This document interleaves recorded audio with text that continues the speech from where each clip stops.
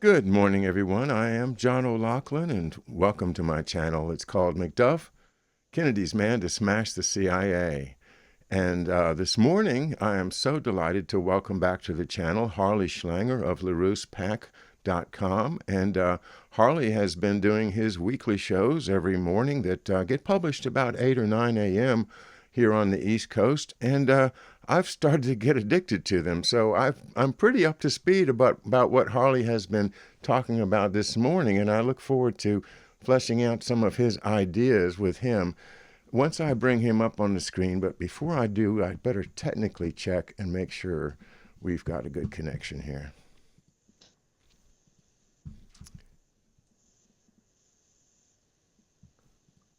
Channel Harley Schlanger of LaRousse. Okay, looking good.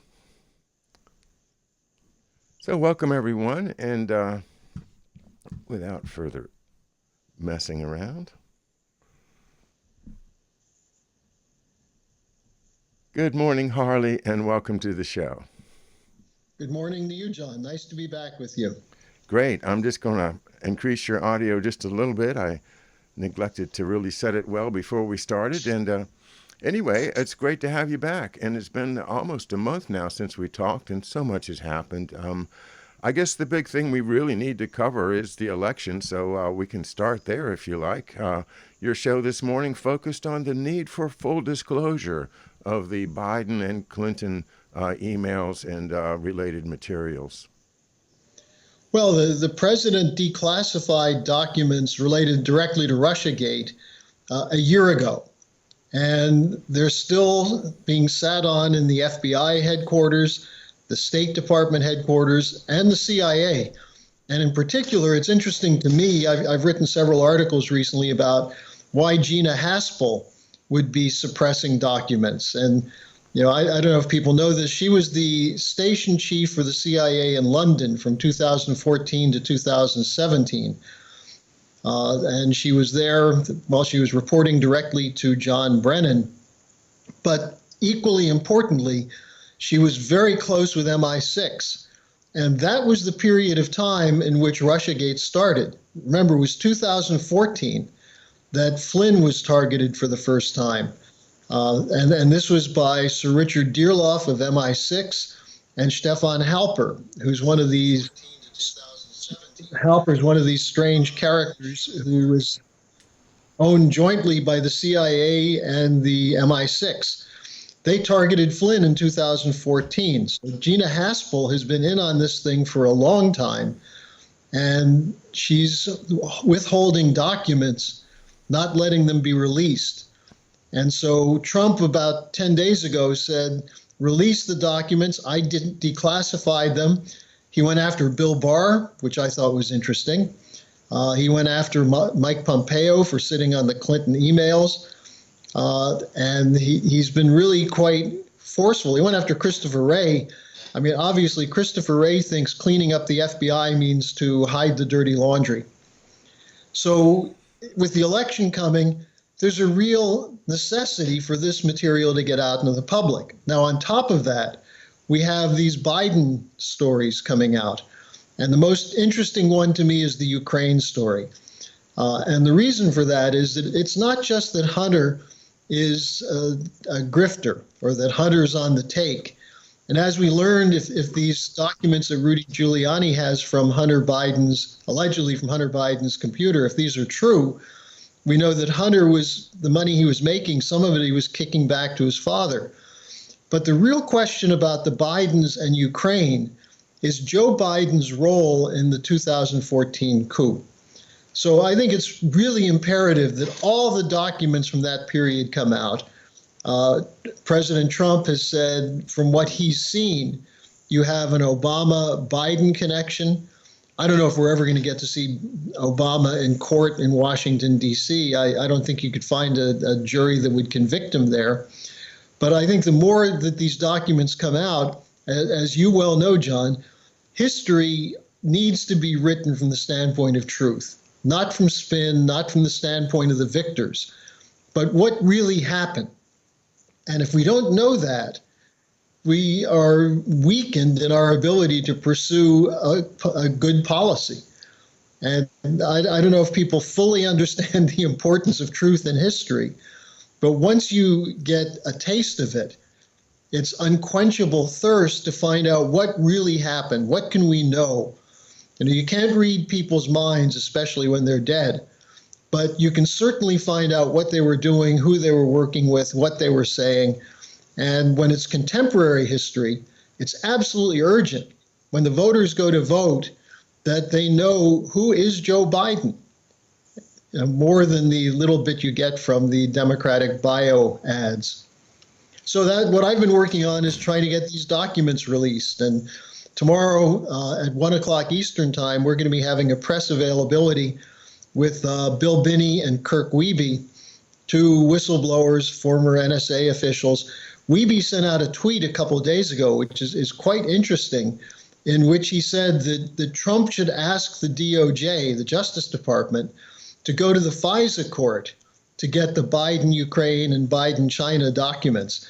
I mean, it's a little late the way these things operate because they're so slow, but it's the right intent. And we'll see if we can get some more of this out in the open. But people are invited to come to LaRouchePAC.com at 1 p.m. tomorrow for the live press availability. And minimally, we'll have Kirk Wiebe and Bill Binney. We may have a couple other surprises. Sounds like a great show. I plan to be watching that 1 o'clock tomorrow Eastern time here in the East Coast. Interesting. Aside from the election, another thing that's been on my mind a lot, Harley, is the World Economic Forum. This Klaus Schwab and his ideas for the reset, the Great Reset. And as I've been following the COVID crisis along, I think one of the things that I ran across real early in my research was the incredibly detailed layered after layered website at the World Economic Forum that addresses COVID. And it looks to me to be a document, a multifaceted plan that's been kind of on the shelf waiting for an opportunity to push it onto the world. And I wonder if you have had any thoughts along these lines about who is this World Economic Forum to demand that we, keep these, what to me is an unreasonable lockdown. But, I'm not an expert. I don't know. But so many of us are being losing our small businesses, losing our connections to friends. Our grandmothers are dying without saying goodbye. This is really serious stuff they're putting on us. Who is he? Who are these people? Why do they think they have the right to do this? Or I should start earlier. Maybe I should come down off of my high horse and say, that's just my opinion. What do you think? Well, of course, the World Economic Forum is also known as the Davos billionaires. And you have people like Gates and Bezos and people who have unimaginable fortunes and who believe themselves to be masters of the universe. And they get together at Davos, but in the meantime, they decided to set up this World Economic Forum as an ongoing operation. Now, it's one of a number of such institutions. Another one you and I had talked about previously just came out with a similar plan for a reset, the Atlantic Council. They just drafted something where they're calling for a new Bretton Woods. Now, this gets me angry because Lyndon LaRouche, 15 years ago, said we need a new Bretton Woods, which gets rid of the international financial institutions and instead goes back to sovereign economic nations that work through bilateral and multilateral agreements, but are most importantly sovereign in their economic policies. They're not governed by corporate cartels and courts that are run by the corporate cartels. So now you have the Atlantic Council, you have the World Economic Forum. You just had an IMF World Bank conference where they talked about how bad the economy is and how outside of China no one's growing. But when you say take a step back, there are two steps we have to take back. The most immediate step is to August and September of 2019. Before the COVID crisis, we were already in a financial crash phase. This is why the repo markets had to be taken over by the Federal Reserve, because corporations were needing $100 billion a night to cover their debts that were coming due the next morning. It's an unsustainable debt crisis in corporate bonds. Then you add to that student loans, credit card debt, home debt, mortgage debt, and so on. You've got an unsustainable debt bubble. Who's the debt owed to? The Davos billionaires and their friends. The Christine Lagardes, who went from the IMF to the European Central Bank.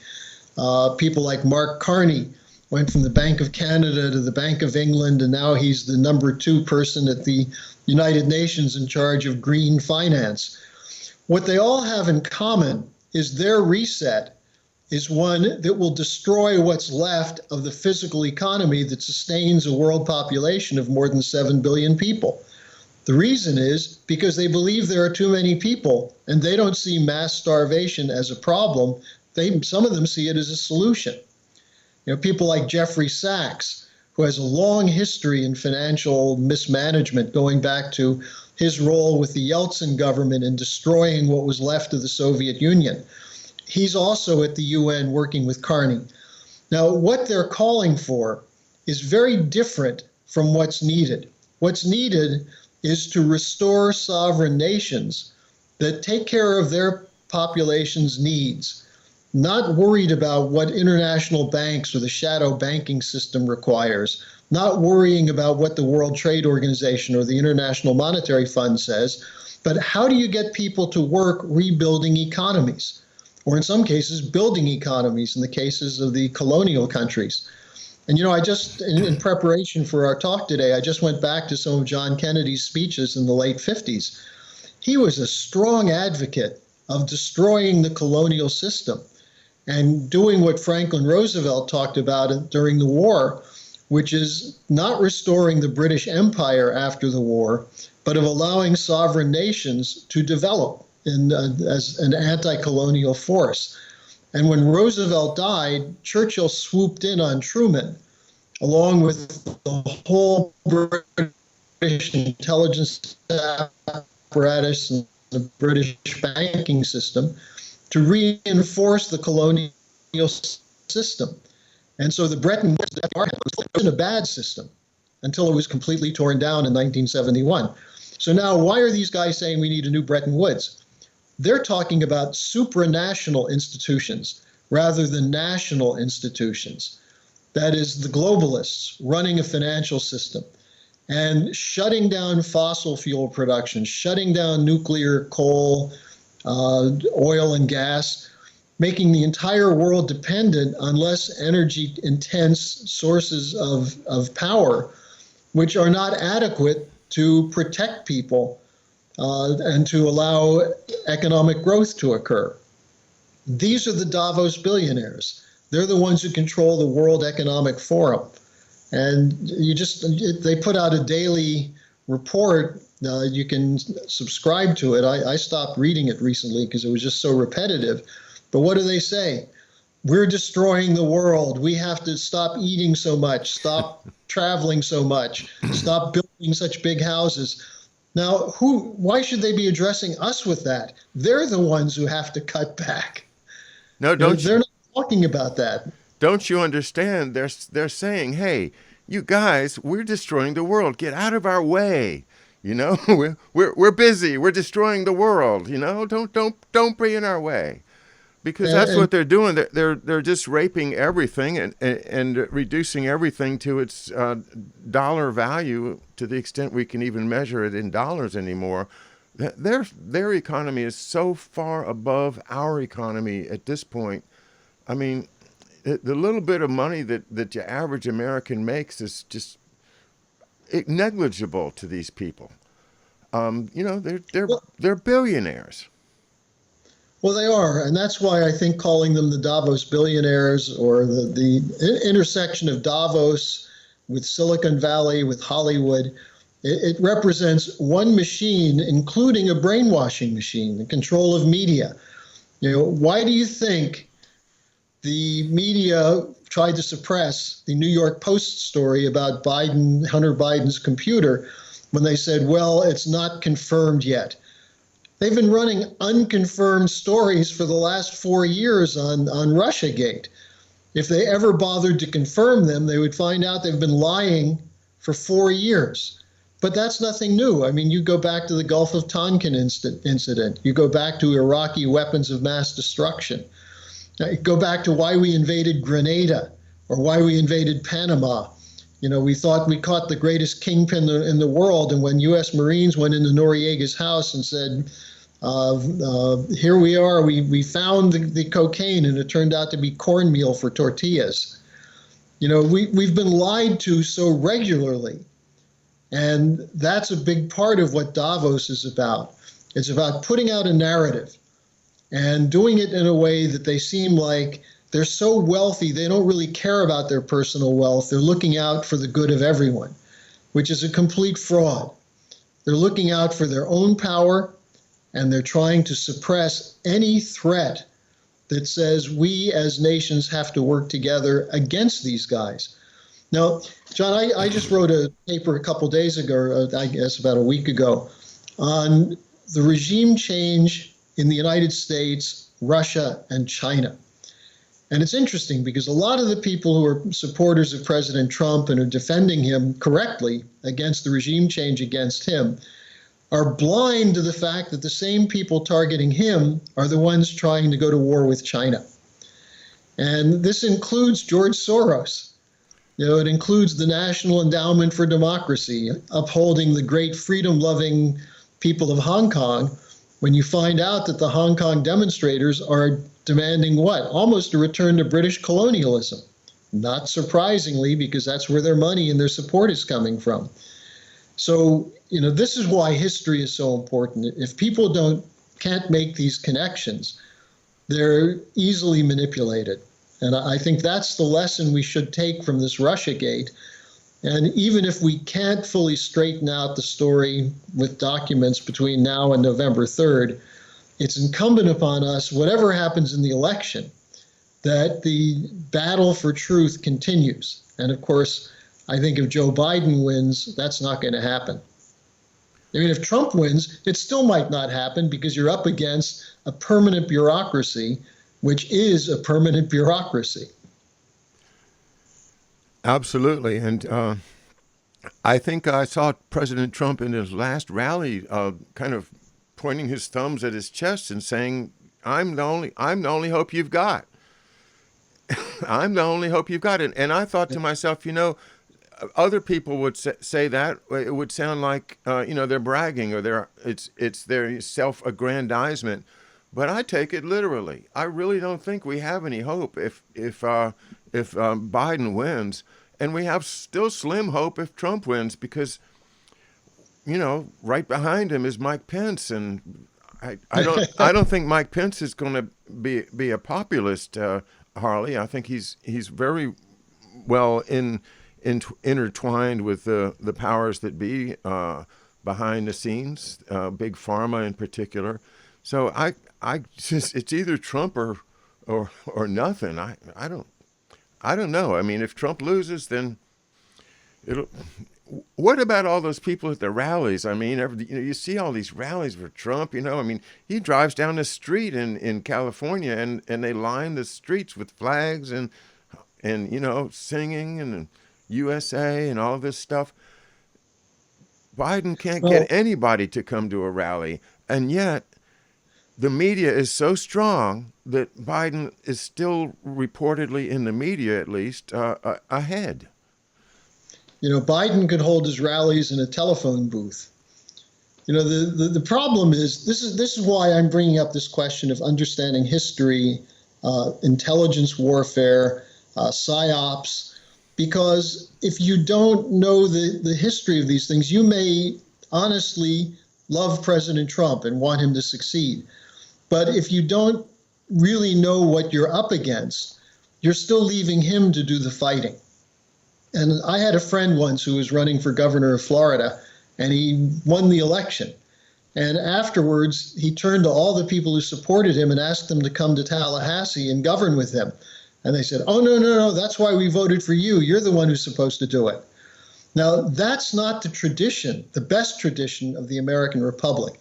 I think the best tradition is embodied in something called the Society of Cincinnatus, which was set up by Washington and Hamilton to recruit the officers in the Revolutionary War Army to be permanently involved with governing the country, not permanently in positions, but whether they went back to farming or businesses or whatever they did, they could be called on when the nation needed them.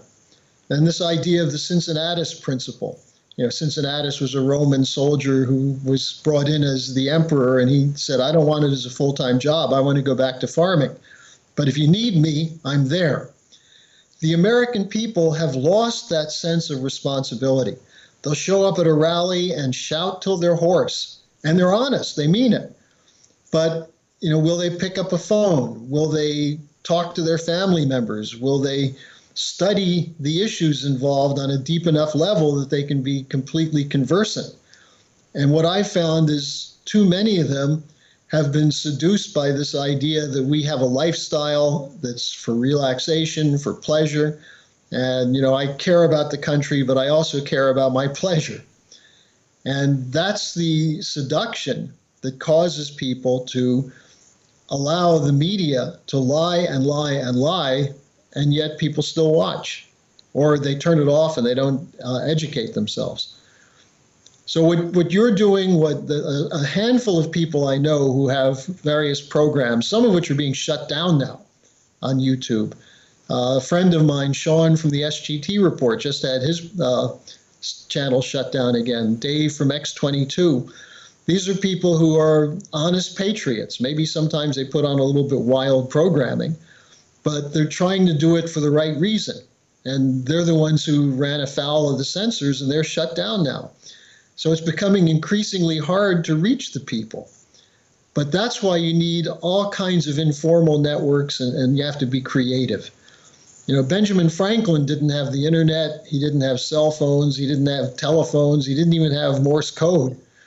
And yet he created the post office so that they could send around philosophical tracts to their key supporters, what they called committees of correspondence, so they could be up to date on each other's thinking. And we have the benefit of instant communication. We need to use it better. Well, absolutely. I've got to introduce you soon to my colleague, George Webb, who's doing just exactly what you say. He's been out there in Ohio and Michigan, the two important swing states, working with a lot of young people who are putting together their own YouTube news channel called Neighborhood News Hour. And I recommend it to everybody to check them out. It's called Neighborhood News Hour on YouTube.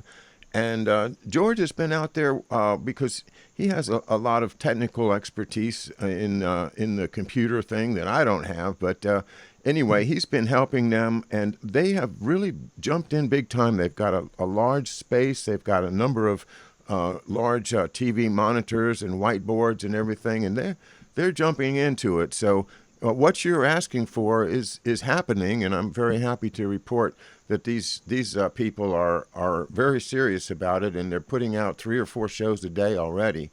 I'm looking forward to working more with them as they get settled down with their technology. It takes a long time to understand how these various things work, the switchers and the audio mixers, and how to get rid of noise when you can't find it. Where's that noise coming from? And anyway, I've enjoyed the journey, but I've had a lot of support from a lot of people to help me, and I urge people to support Neighborhood News Hour. They're up in Michigan, right at the border of Ohio, and they've declared themselves a autonomous zone, Harley. In view of Governor Whitby's unreasonable whatever she's doing, they decided that they needed to declare independence there at the Neighborhood News Hour. So good stuff like that is happening. Sparks are getting ignited all over the place. I really do think that there's an awful lot of people, especially in Europe, that and I've noticed this since you are in Germany. You must have run across the crowds, like in Berlin, where they had a huge protest against the COVID restrictions. What can you tell us about what's going on politically in Germany, and how's Merkel doing? And is Germany going to stay locked down? I mean, I don't know. I hope that this disease is passed by now. But just about every authority would say if this was a simple natural, um, virus, that it had its big peak, it came down, and it had a small peak, and that went down, and really there shouldn't be anything left. But still, the governments are acting as though it's a huge, huge danger. Well, in Germany, it was never as bad as in the surrounding countries. In France, it has spiked up again. Italy had the big spike initially. Austria, where my in-laws live, they have a total lockdown again because Austria, of course, makes its money from ski tourism, a large portion of its money, and then people who come to see the magnificent city of Vienna or Innsbruck, where my in-laws are from. And now, Austria was blamed for the spread of the COVID from a ski resort in Ischgl into Germany, and so Germans won't go to Austria to ski anymore. So Austria is in a total shutdown right now because they're trying to see if they can eradicate it before the winter ski season. Mm-hmm. As far as Germany's concerned, the reports on the big rally in Berlin were greatly exaggerated. I have to say there were probably less than 30,000, not a million. But 30,000 is not a bad number. And the important thing there is that you had a mixture of libertarians, leftists, right-wing, people from all different parties. The party system in Germany has collapsed. The Social Democratic Party, which has been in power most of the time since the end of World War II, had its lowest percentage vote total in the last elections since Bismarck's time in the 1880s. It's still in the coalition government. And the Christian Democrats had their lowest percentage since after World War II, when under Adenauer they helped rebuild the country. But there's splinter parties, all kinds of smaller parties. And the problem you have in Germany is the occupation took away the pride in the nation. And if you consider yourself a German nationalist, you will be told you're on the way to becoming a Hitler. And this is a catastrophe because Germany had 12 years of the Nazis, had hundreds of years of a vibrant, beautiful culture of poets, musicians, scientists, the development of medicine. I mean, it was an incredible country that got targeted by the British at the beginning of the 20th century because of their success economically under Bismarck. And how did they succeed? They adopted the American system model. They put up tariffs to stop cheap Russian wheat from being dumped, cheap British steel from being dumped, and they were able to build a modern industrial state. And they had a banking system which provided credit to entrepreneurs and innovators and to business. So Germany became a power that threatened the British Empire because the Germans were talking about funding a railroad. This is in the 1890s, a railroad from Berlin to Baghdad. And the British didn't want anyone in the Middle East because they wanted to move in when the Ottoman Empire collapsed. And the Germans were also involved in discussions with Sergei Witte of Russia on the Trans-Siberian Railroad. If you would have connected transcontinental rail systems like Lincoln did in the United States from Europe through Eurasia, the days of the British Empire would have been over because the British Empire was based on control of the sea routes. So they went after the Germans like crazy. And any time today they see any hint of German nationalism, they immediately play the Nazi card, including for people who are scientists, doctors who have nothing to do with right-wing politics. So they've done everything they can to make national sovereignty a human rights violation in Germany. And that's the problem in Germany. So you have Merkel, who's, whatever she is, she's a survivor. But she has no policy except the policy of the City of London and Brussels. And that bothers everybody in Germany, but virtually every major party is committed to the European Union. And that's the problem in Europe, because what they're told is that without the EU, you're going to have another world war in Europe. And I think that's preposterous. It sounds preposterous, but I'm certainly not there. But I just had to react to that.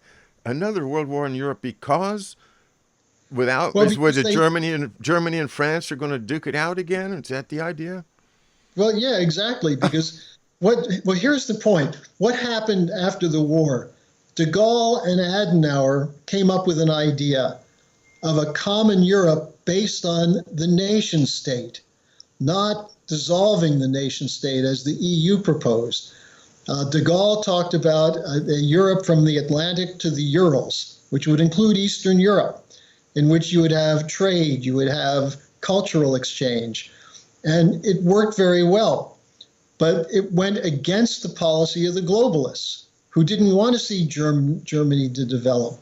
So when the Soviet Union collapsed, the Germans were told by Thatcher, by Mitterrand, and by Bush that they could only unify Germany, that is, bring the East into the West, if they accepted the EU and the Euro and underwrote it.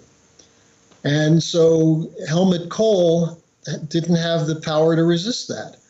And so he ended up accepting it. And now Germany is underwriting a bankrupt European Union. And now Germany's undergoing a deindustrialization very rapidly.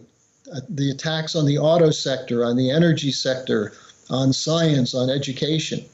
And now they're using the Navalny affair, which I think is another hoax, to try and shut down the Nord Stream 2, which means no cheap oil and gas coming from Russia.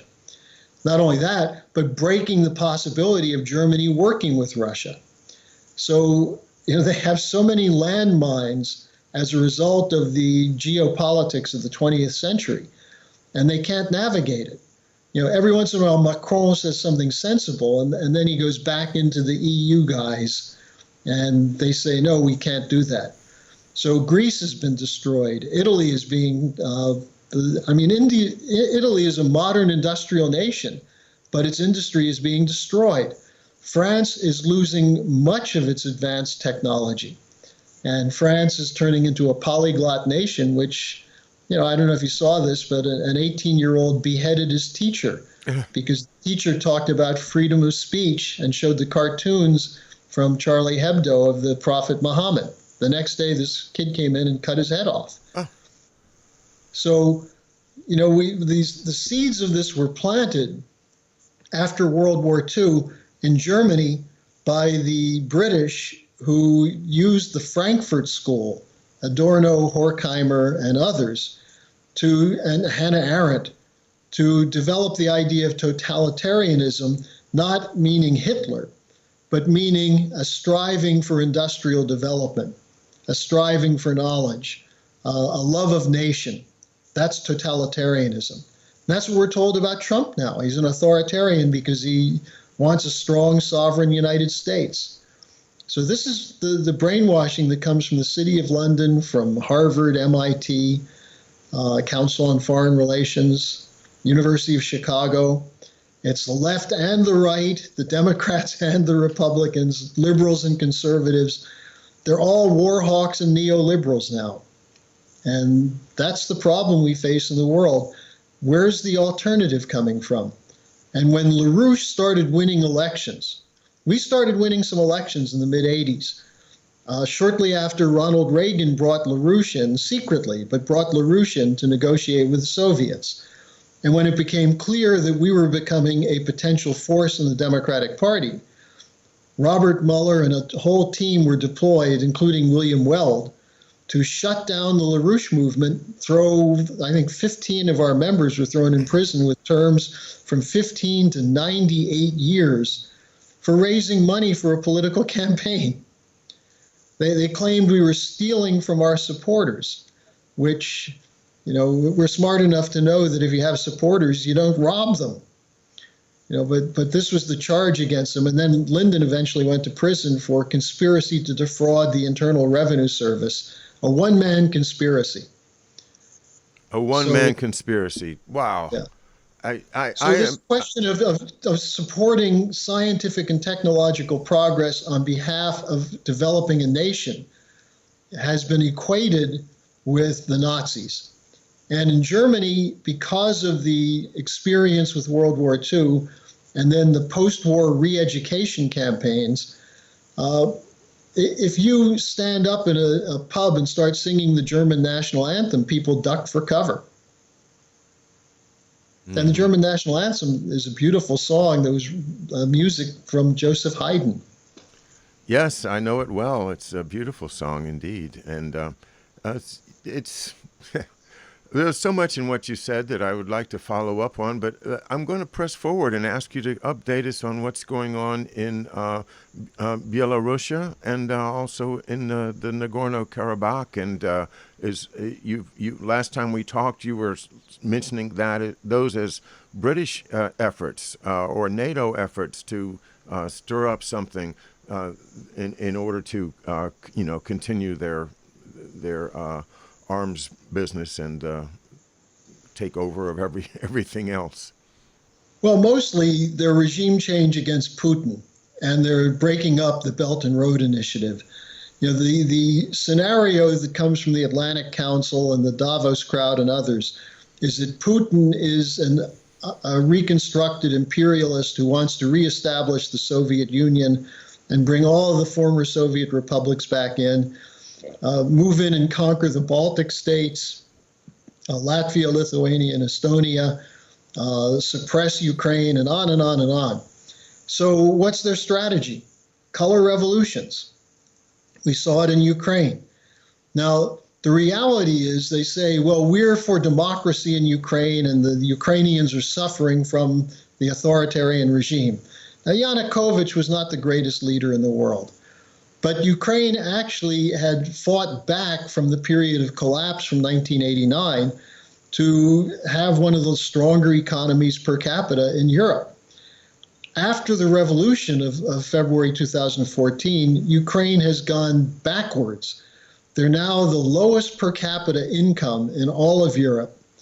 The IMF reports that outside of corruption, there's almost no money in Ukraine. The money they do make is from brokering oil and gas from Russia. So what was in it for Ukraine? The EU membership, they're not going to get that, but they might get NATO membership, so you can move NATO troops closer to the Russian border. Now, Belarus, another example, maybe Lukashenko did steal some votes, so he got something like 80-something% of the vote. But there's no way he lost the election. What's being done in the name of fair elections is an effort to destroy the government, pit it against Russia, and maybe bring Belarus into NATO. And you want to know where this is coming from? Just Google Chatham House and Belarus, and you'll see a series of conferences where they've talked about when should Lukashenko go, how should Lukashenko go, how can we help the people, the long-suffering people of Belarus. What do they say? Send in the International Monetary Fund and do economic reforms. Well, that's what destroyed Ukraine. That's what destroyed Russia after 1990. That's what destroyed most of the Eastern European countries that were trying to come out from under communism. So you have the non-governmental organizations, the Soros networks, and others pumping money in to try to blow up the situation there. Now, it's going to be difficult because there is a strong support for Russia from a large portion of the population, but also no sense that there's a solution coming from looking at Ukraine. How is Ukraine benefited from the great economic aid after the Ukrainian Revolution. They've had no economic aid, except for their military, where weapons go to neo-Nazi Azov Battalion and others. Now, Nagorno-Karabakh is a little more complicated because you have a contested area. Both Azerbaijan and Armenia claim it. But what happened is that someone gave Turkey the green light to get Azerbaijan to try to remedy the situation quickly through use of the military. And the Turks are providing weapons, special drones, by the way, made, I think, in the United Kingdom, that are being used to kill Armenian civilians. The British defense minister was just in Turkey, promising massive amounts of arms to Turkey, provided they continue to do what they're doing. Remember, Turkey is a NATO member, and Turkey is very much involved in Azerbaijan. In the mind of Erdogan, Azerbaijan is Turkish people, and therefore part of Greater Turkey, whereas Armenian is an Orthodox Christian country with very strong ties to Russia. Now, the Azerbaijan leadership in the past has been friendly with Putin, so Putin is able to intervene. And in fact, Putin and Trump had several discussions about how to broker a ceasefire there. But as long as the Turks are involved, one of the other things they're doing is bringing jihadists in, Syrian jihadists, into Azerbaijan to fight against the infidels, the Armenian Christians. And so what are we talking about? This is classic geopolitics a la Brzezinski, going all the way back to Halford Mackinder. Stir up the near abroad of Russia. You want to control Russia? Use the minorities, use the religious and ethnic minorities, arm them, create terrorist networks. When the government tries to move in to stop them, accuse them of human rights violations. It's the old strategy.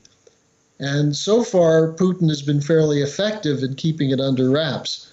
But I just saw today, Zelensky of Ukraine just sent a team over to London to purchase some new weapons from the British, and the British are giving them a nice discount.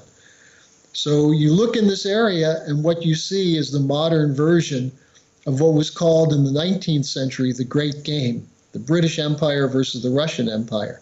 Russia's changed. The British monarchy has not. Wow.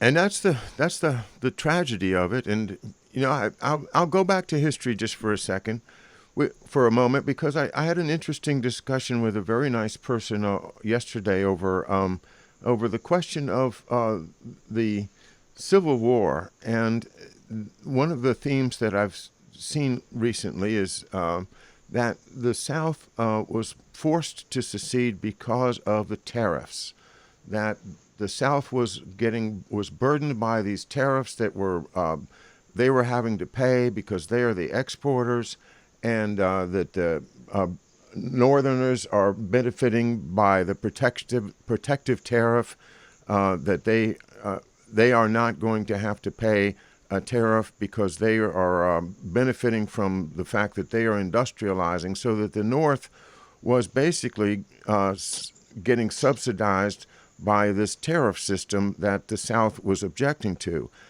And it seems to me that that's just another example of how history has been manipulated, in that the Southern system was a slave system that was providing the cheapest possible raw materials to Great Britain, and for the government of the United States to want to get a little bit of money to support itself out of that horrific, inhuman system, was the objection that caused the Southern elites to fire the gun on the American flag at Fort Sumter. I don't know. It's this the idea that nobody really knows, history, and we've had so much. I guess one of Bob Marley's great lines is, half the story's never been told. Half the story, probably 90% of the story's never been told, because you can go after Lincoln for Lincoln's character, but if Lincoln hadn't drawn the line and said, the house divided cannot stand, then that slave system would have continued, and the British would have continued to foster it until the country fell apart anyway. In my view, that's an example, I think, of the necessity of us really studying history and understanding much better than just what one book says, or one thing you heard on a YouTube channel. So not to disparage the people that believe that the tariff was really it, because I think none of us really have the full story. Historically, we've got to go back and fix our history, because these, what I call the Rockefeller historians, have screwed us up so bad. Sure. Well, let me give you a perfect example. John C. Calhoun, the South Carolina politician, had been very close with Henry Carey and with Henry Clay, who were Lincoln allies and American system supporters. That is, he was committed to the idea of infrastructure development. He was committed to the idea of a tariff, a national banking system. What he objected to was the North opposing slavery, because he was a Southerner. He was in South Carolina. Now, for people who say that slavery wasn't the issue, they're missing a fundamental point. If you go back to the debates in the time of the drafting of the Constitution, Hamilton and others were saying we should not allow slavery, but there was no way they could have had a unified nation against the British had they made slavery the issue at that time. And for them, the idea of creating a republic and then gradually getting rid of slavery, the idea for the South was to industrialize it. That was what the Northern industrialists wanted. They saw the British taking advantage of the slave system, where they were getting cheap cotton and other kinds of cheap goods from the South, and there was almost nothing going back in, so you had a plantation aristocracy on top of poor whites and a slave system. Now, if you want to get a sense of the British role in this, Lord Palmerston, on his annual New Year's letter to Queen Victoria, Palmerston was the foreign minister for many years. He wrote on December 31st, 1860, that with the election of Lincoln, we will soon get back our colonies. He was convinced that the country would break apart and the British would be able to move in. And the British continued trading with the South, including arms, up through the point at which the Russians threatened to send their navy to help break the blockade the British were running against the North. So you had an international movement with the Russians and Lincoln. And at the same time, what else was Lincoln doing? He was defending and supporting Juarez in Mexico, who was running a revolution against the French and Austrian forces that were sent to Mexico to collect the debt. They sent one of the Habsburgs, who became Emperor Maximilian of Mexico, who met his end on a hillside outside of Monterrey when the Juarez forces captured him and shot him. But it was a fight against European aristocracy. That's what Lincoln was involved in. That was clear to him. And, while that was a different time and there were very, very different kinds of thoughts about some things we know about today in terms of women's rights and things of that sort, Lincoln was absolutely clear that this slave system had to end. Now, today, you hear defenders of the South say that the real issue wasn't slavery, it was states' rights. But LaRouche always said, yes, states' rights to keep slaves. Yeah. That was the issue. And who benefited? Did some people of the South benefit? No, they were the victims. The people who benefited were the merchants in England who were able to get the cheap goods. So it's an interesting point you're bringing up, because there's a lot of slander against Lincoln these days. And Lincoln revived the Hamiltonian system with the greenback policy, where he basically said, we're not going to go to private bankers to borrow money. We're going to create money through the Treasury. Now, that's what Hamilton did. That's what Lincoln did. FDR sort of did it through the Reconstruction Finance Corporation. This is what John Kennedy wanted to do. And if we're going to solve our economic problems today, this is what we're going to have to do again. Go to Treasury bills issued by the government that don't go through private banks who collect interest on it, and it won't give those private banks a veto power over the economic policies. Now, I mentioned earlier this regime change approach in finance with the Davos crowd.